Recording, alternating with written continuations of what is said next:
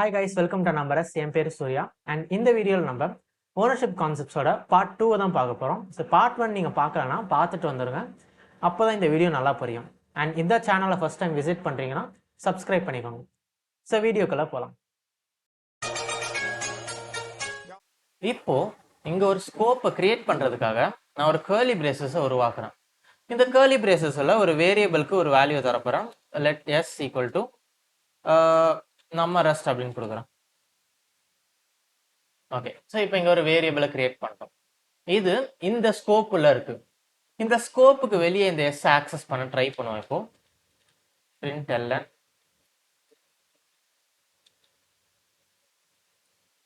S. இப்போ அதை run பண்றேன்.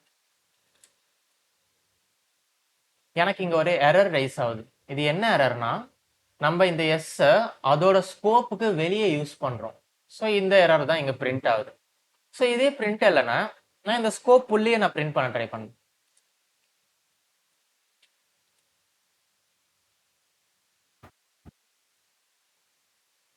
இங்க பாத்தீங்கன்னா எனக்கு நம்ம ரெஸ்டாரண்ட் பிரிண்ட் ஆயிடுச்சு, எந்த ஒரு எரருமே இல்லாம.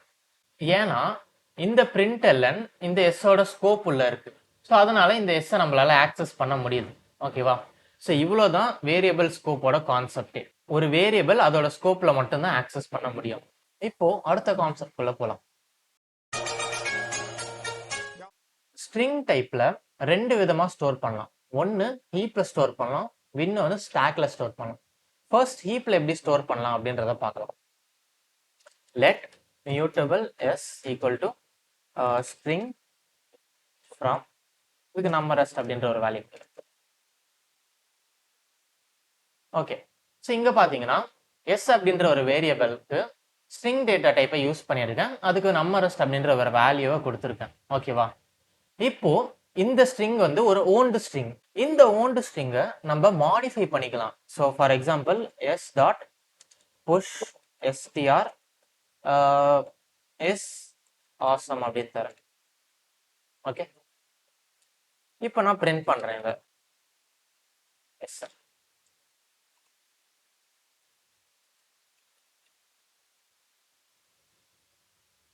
இப்போ எனக்கு நம்ம ரெஸ்ட் இஸ் ஆசம் அப்படின்னு பிரிண்ட் ஆயிடுச்சு. ஸோ ஆல்ரெடி இந்த வேல்யூவை நம்ம மாடிஃபை பண்ணியிருக்கோம். ஓகேவா?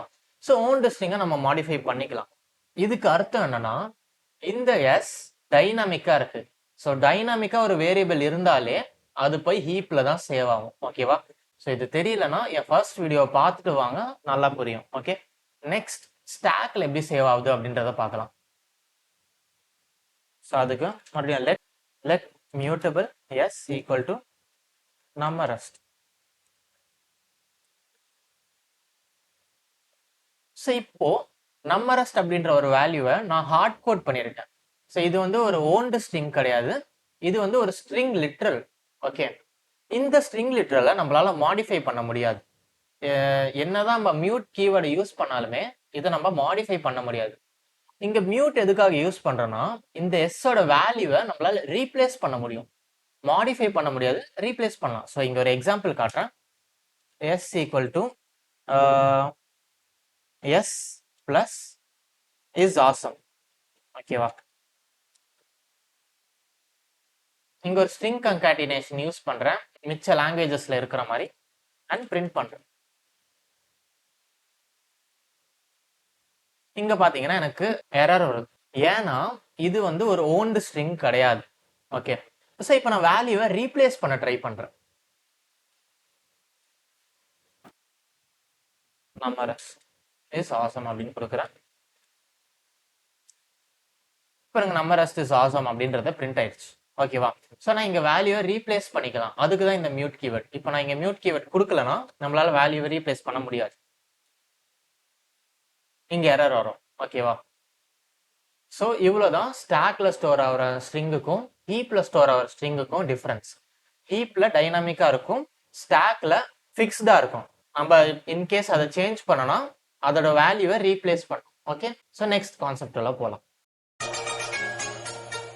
இப்போதான் நம்ம ஆக்சுவலா ஓனர்ஷிப் கான்செப்ட்லயே போறோம். ஓகேவா?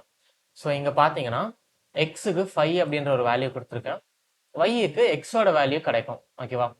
இங்க எக்ஸோட வேல்யூ காப்பி ஆகி ஒய்யில் ஸ்டோர் ஆகும். ஓகேவா? ஸோ எக்ஸ் அண்ட் ஒய் வந்து இண்டிபெண்ட்டாக இருக்கும். பட் இங்கே பார்த்தீங்கன்னா S1க்கு நான் நம்பரஸ்ட் அப்படின்ற ஒரு வேல்யூ கொடுக்குறேன் அண்ட் S2ல S1 ஸ்டோர் பண்ணுறேன். இங்கே என்ன நடக்கும்னா இந்த நம்பரஸ்ட் அப்படின்ற வேல்யூ S2ல வந்து ஸ்டோர் ஆகாது. இந்த வேல்யூக்கான பாயிண்டர் லென்த் அண்ட் கெப்பாசிட்டி தான் இந்த S2ல வந்து ஸ்டோர் ஆகும். ஓகேவா? ஸோ ரெண்டுமே ஒரே வேல்யூவை தான் பாயிண்ட் பண்ணுது. ஓகேவா? ஸோ இதுக்கு நான் ஒரு டயக்ராம் காட்டுறேன். இனிஷியலாக S1ஓட வேல்யூ இப்படி தான் ஸ்டோர் ஆகும். ஸோ ஸ்டாக்ல அதோட பாயிண்டர் இருக்கும். அந்த பாயிண்டர் ஹீப்ல இருக்கிற டேட்டாவை பாயிண்ட் பண்ணும். பட் S2வை நம்ம S1ஓட அசைன் பண்ணதுக்கப்புறம் ஹீப்ல இருக்கிற வேல்யூக்கு 2 பாயிண்டர்ஸ் இருக்கும். ஒன்று S1, இன்னொன்று S2. பட் இந்த மாதிரி ஸ்டோர் பண்ணாம நம்ம இன்டிஜர்ஸ்ல பார்த்த மாதிரி S1ஓட வேல்யூவை காப்பி பண்ணி S2ல சேவ் பண்ற மாதிரி இருந்தா அது ரொம்ப எக்ஸ்பென்சிவா இருக்கும் ரன் டைம்ல. ஏன்னா ஃபர்ஸ்ட் நம்ம அந்த பாயிண்டர்ல இருந்து ஹீப்புக்கு போகணும். ஹீப்ல போயிட்டு அந்த டேட்டாவை காப்பி பண்ணணும். அந்த காப்பி பண்ண வேல்யூவை புதுசா கிரியேட் பண்ண பாயிண்டர்ல வந்து சேவ் பண்ணணும். ஸோ இது நம்மளோட ரன் டைமை கொஞ்சம் இன்க்ரீஸ் பண்ணும். ஸோ அதனால இந்த மாதிரி ஸ்டோர் பண்றது கிடையாது ரஸ்ட்ல. இப்போ ஒரு வேரியபிளை காப்பி பண்ணும் போது அதோட பாயிண்டரை மட்டும் காப்பி பண்றதுக்கு பேரு ஷாலோ காப்பி. இன்டிஜர்ல நம்ம பண்றதுக்கு பேரு டீப் காப்பி. ஏன்னா அதோட வேல்யூவே காப்பி பண்ணி இதுல வந்து சேவ் பண்றோம். பட் ரஸ்ட்ல ஷாலோ காப்பியே கொஞ்சம் டிஃப்ரெண்டா பண்ணும். ஒரு பாயிண்டர் இன்னொரு வேரியபிளை பாயிண்ட் பண்ணும்போது அந்த ஃபர்ஸ்ட் அசைன் பண்ண பாயிண்டரை இன்வாலிடேட் பண்ணிடும். ஓகேவா? ஸோ இப்போ இந்த இடத்துல S2க்கு நம்ம வேல்யூவை கொடுத்துருக்கோம்னா S1 இன்வாலிடேட் ஆயிரும். இதை வந்து நம்ம மூவ் அப்படின்னு சொல்லுவோம். ஸோ இப்போ இங்கே பார்த்தீங்கன்னா நான் அதே பழைய எக்ஸாம்பிள் எடுத்திருக்கேன். இப்போ இங்கே இன்கேஸ் உங்களுக்கு இந்த S1 உங்களுக்கு தேவைப்படுது ப்ளஸ் S2ல எனக்கு S1ஓட வேல்யூவே காப்பி பண்ணணும் அப்படின்னு நீங்கள் நினச்சிங்கன்னா நீங்கள் இங்கே டாட் க்ளோன் அப்படின்ற மெத்தடை நீங்கள் கால் பண்ணலாம். இப்போ S1ம் வேலிடாக இருக்கும், S2வும் வேலிடாக இருக்கும். இப்போ நான் ரெண்டுமே பிரிண்ட் பண்ணி காட்டுறேன்.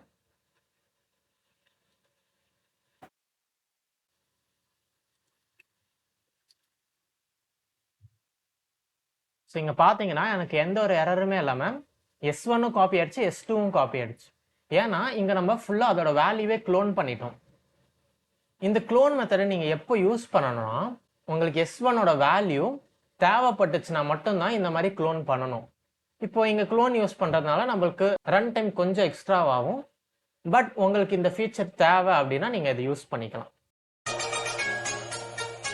இப்போ ஓனர்ஷிப்ஸ் அண்ட் ஃபங்க்ஷன்ஸ் அப்படின்ற ஒரு கான்செப்டை தான் பார்க்க போகிறோம். ஸோ இந்த இடத்துல பார்த்தீங்கன்னா நான் S அப்படின்ற ஒரு வேரியபிளை டிக்ளேர் பண்ணுறேன். இந்த Sக்கு நான் ஹெலோ அப்படின்ற ஒரு வேல்யூவை கொடுத்துருக்கேன். இந்த Sஐ இன்னொரு ஃபங்க்ஷனுக்கு பேராமீட்டராக பாஸ் பண்ணுறேன்.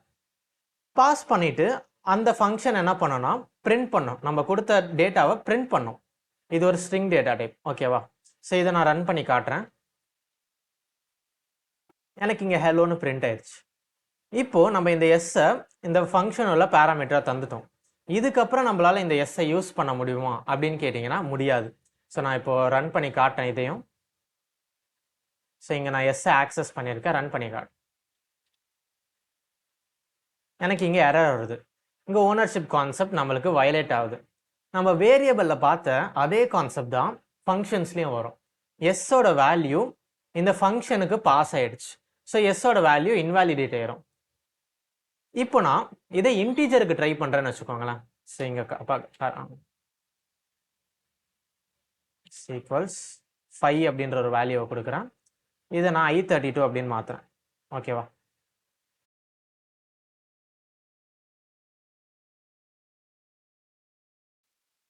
எனக்கு இங்கே 5 அப்படின்ற ஒரு வேல்யூ பிரிண்ட் ஆயிடுச்சு. இப்போ இந்த இடத்துல எனக்கு S ஆக்சஸ் பண்ண முடியுமா? கண்டிப்பாக முடியும். ரன் பண்ணி காட்டுறேன். ஹெலோன்னு பிரிண்ட் ஆயிருக்கு. ஏன்னா நம்ம வந்து Sஐ இதுக்கு பேராமீட்டராக பாஸ் பண்ணலை. இதோட ஸ்கோப் இன்னும் இந்த ஃபங்க்ஷன், இந்த மெயின் ஃபங்க்ஷன்லேயே தான் இருக்குது. ஸோ Sஐ நம்ம ஆக்சஸ் பண்ணிக்க முடியும்.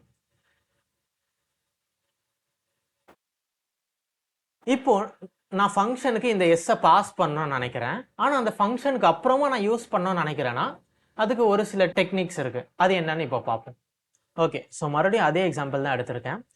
ஸோ ஃபர்ஸ்ட் நம்ம இதை எப்படி ரிசால்வ் பண்ணலாம் அப்படின்னு பார்த்தீங்கன்னா நம்ம வேரியபிளில் என்ன பார்த்தோம்?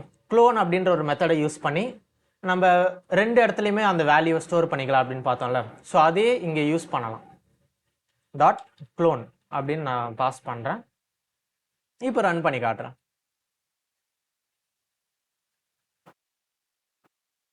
இப்போ எனக்கு ஹெலோன்னு பிரிண்ட் ஆயிடுச்சு. பட் நீங்கள் ஒரு ப்ரொடக்ஷன் கோடை எழுதும் போது ஒவ்வொரு வாட்டியும் இந்த மாதிரி க்ளோன்னு மெத்தடு யூஸ் பண்ண மாட்டீங்க.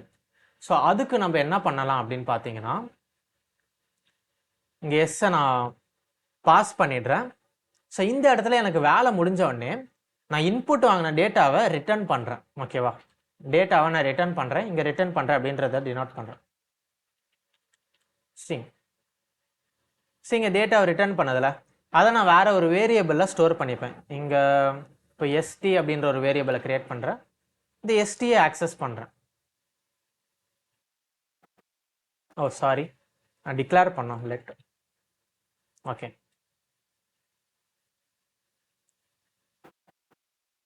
இப்போ எனக்கு ஹெலோன்னு பிரிண்ட் ஆயிடுச்சு. ஸோ இப்போ இங்கே என்ன நடக்குது அப்படின்னு பார்த்தீங்கன்னா, எஸ்ஸோட வேல்யூ இந்த ஃபங்க்ஷன் உள்ள போகுது. இந்த ஃபங்க்ஷனோட வேல்யூ முடிச்சுட்டு இந்த எஸ்ஸோட வேல்யூ அதாச்சும் டேட்டாவை ரிட்டர்ன் பண்ணுது. இந்த டேட்டாவை நம்ம இந்த எஸ்டி அப்படின்ற ஒரு புது வேரியபிளை நம்ம ஸ்டோர் பண்ணுறோம். இந்த ஸ்டோர் பண்ண வேரியபிளை நம்ம ஆக்சஸ் பண்ணிக்கலாம். ஸோ இது வந்து தலையை சுற்றி மூக்க தொடுற மாதிரி ஒரு வேலை. ஓகேவா, இதையே நீங்கள் வேற ஒரு மெத்தடாகவும் நீங்கள் ரிசால்வ் பண்ணலாம். இப்போ நம்ம பார்க்க போகிற கான்செப்டுக்கு பேர் தான் ரெஃபரன்ஸ் அண்ட் பாரோயிங். ஸோ இந்த இடத்துல இந்த எஸ்ஸை நான் இந்த ஃபங்க்ஷன் உள்ளேயும் தரணும், இங்கே ஆக்சஸும் பண்ணணும், ஆனால் இந்த வேரியபிளும் யூஸ் பண்ணக்கூடாது இப்படின்னு நீங்கள் நினச்சிங்கன்னா இதுக்கு தான் நம்ம ரெஃபரன்ஸ் அண்ட் பாரோயிங் கான்செப்டை யூஸ் பண்ணுவோம்.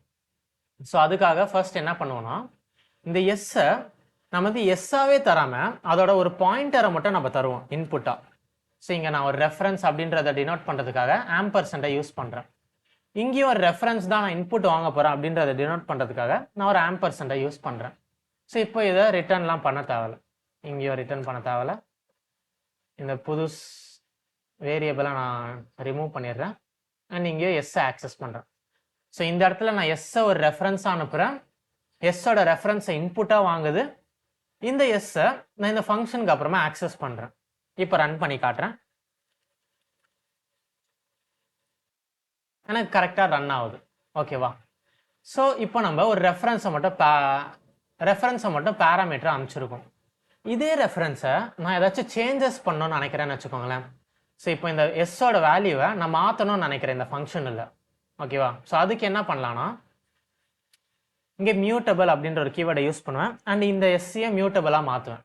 ஓகேவா, அண்ட் இந்த data dot push STR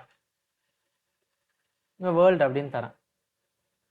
sorry, and இங்கேயும் நான் மியூட்டபிள் ரெஃபரன்ஸ் தான் உள்ளே வரப்போகுது அப்படின்றத டினோட் பண்ணுறேன். இப்போ இதை ரன் பண்ணி பார்ப்போம். இங்கே பார்த்தீங்கன்னா எனக்கு ஹெலோ வேர்ல்டுன்னு பிரிண்ட் ஆகுது. ஃபர்ஸ்ட் என்ன பண்ணியிருக்கோம், இந்த எஸ்ஸோட ஒரு ரெஃபரன்ஸை நம்ம மியூட்டபிள் ரெஃபரன்ஸாக இந்த ஃபங்க்ஷனில் அமைச்சிருக்கோம். இந்த மியூட்டபிள் ரெஃபரன்ஸை இன்புட்டாக வாங்குது. அந்த ஸ்ட்ரிங் கூட நம்ம வேர்ல்டு அப்படின்ற ஒரு வேர்டை ஆட் பண்ணுறோம். அதுக்கப்புறம் இங்கே பிரிண்ட் பண்ணுறோம். அதே எஸ்ஸை நம்ம இங்கே ஆக்சஸ் பண்ணுறோம். இங்கே சேஞ்ச் ஆகிடுச்சு, இந்த எஸ்ஸோட ரெஃபரன்ஸை நம்ம சேஞ்ச் பண்ணிட்டோம். அதனால் இங்கே ஆக்சஸ் பண்ணுற எஸ்லையும் ஹெலோ வேர்ல்டுன்னு தான் பிரிண்ட் ஆகும். ஓகேவா, ஸோ இவ்வளோ தான் ரெஃபரன்ஸ் அண்ட் பாரோயிங் கான்செப்ட். வீடியோவை எண்ட் பண்ணுறதுக்கு முன்னாடி லாஸ்ட்டாக ஒரு சின்ன கான்செப்ட் மட்டும் பார்த்துடலாம். இந்த வேரியபிளை ஒரு மியூட்டபிள் வேரியபிளாக டிக்ளேர் பண்ணியிருக்கேன். அதுக்கு நம்பரஸ்ட் அப்படின்ற ஒரு வேல்யூவை கொடுத்துருக்கேன். அண்ட் இந்த மியூட்டபிள் வேரியபிளோட ரெஃபரன்ஸை இந்த ரெஃபரன்ஸ் ஒன்ல நான் சேவ் பண்ணுறேன். ஓகேவா, ஸோ இப்போ நான் பிரிண்ட் பண்ணுறேன், எந்த ஒரு எரருமே வராது. இதே நான் செகண்ட் மியூட்டபிள் ரெஃபரன்ஸை கொடுக்குறேன்னு வச்சுக்கோங்களேன், let R2 equal to mutable variable. ஓகேவா, ஸோ இந்த இடத்துல எனக்கு ஒரு எரர் வரும். நான் பிரிண்ட் கூட பண்ணல, ஒரு எரர் வரும். ஏன் அப்படின்னு பார்த்தீங்கன்னா, ஸோ ஒரே ஸ்கோப்பில் ரெண்டு மியூட்டபிள் ரெஃபரன்ஸ் இருக்கக்கூடாது, இது ஒரு ரூல். ஓகேவா, அண்ட் செகண்டா இதை நான் மியூட்டபிள் ரெஃபரன்ஸாக வச்சுக்கல, இது ஒரு இம்மியூட்டபிள் ரெஃபரன்ஸ். இப்போ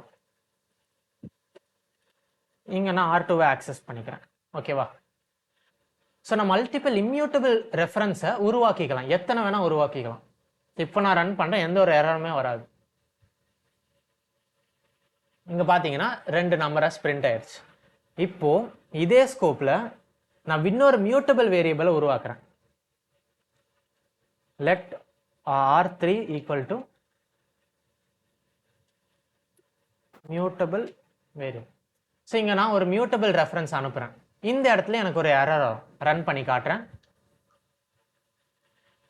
இந்த இடத்துல ஏன் எரர் வருது அப்படின்னு பார்த்தீங்கன்னா, மல்டிபிள் இம்மியூட்டபிள் வேரியபிள்ஸ் இருக்கிற இடத்துல அதோட ஸ்கோப் எண்ட் ஆகிறதுக்கு முன்னாடியே நம்ம ஒரு மியூட்டபிள் ரெஃபரன்ஸை கொடுத்தோம்னா எரர் வரும். இப்போ இதை ஒரு ஸ்கோப்பில் போடுறேன் தனியாக. ஓகேவா? ஸோ இந்த கர்லி பிரேசஸோட இந்த 2 ரெஃபரன்ஸோட ஸ்கோப் முடிஞ்சிடும். இங்கே நம்மளால ஆக்சஸ் பண்ண முடியாது. இது உள்ள பிரிண்ட் பண்ணுறேன். ஓகே. ஸோ இப்போ எனக்கு எந்த ஒரு எரருமே வராது. எனக்கு எரர் இல்லாமல் ரன் ஆகுது. ஏன்னா இதோட ஸ்கோப் முடிஞ்சு போச்சு. இதுக்கப்புறம் நான் அந்த வேரியபிளோட வேல்யூவை நான் சேஞ்ச் பண்ணிக்கலாம். ஓகேவா? ஸோ இவ்வளோ தான் ஓனர்ஷிப் கான்செப்ட்ஸை பற்றி நீங்கள் தெரிஞ்சுக்க வேண்டிய எல்லாமே. ஸோ இந்த வீடியோவில் ஓனர்ஷிப் கான்செப்ட்ஸை பற்றி ஒரு நல்ல ஐடியா உங்களுக்கு கிடச்சிருக்கும்னு நம்புகிறேன். அண்ட் வீடியோ பிடிச்சிருந்ததுன்னா லைக் பண்ணிக்கோங்க, ஷேர் பண்ணுங்கள். அண்ட் வீடியோ எப்படி இருந்துச்சுன்னு கமெண்ட் பண்ணுங்கள். ஏதாச்சும் சஜஷன் இருந்தாலும் கமெண்ட்டில் சொல்லுங்கள். தேங்க்யூ.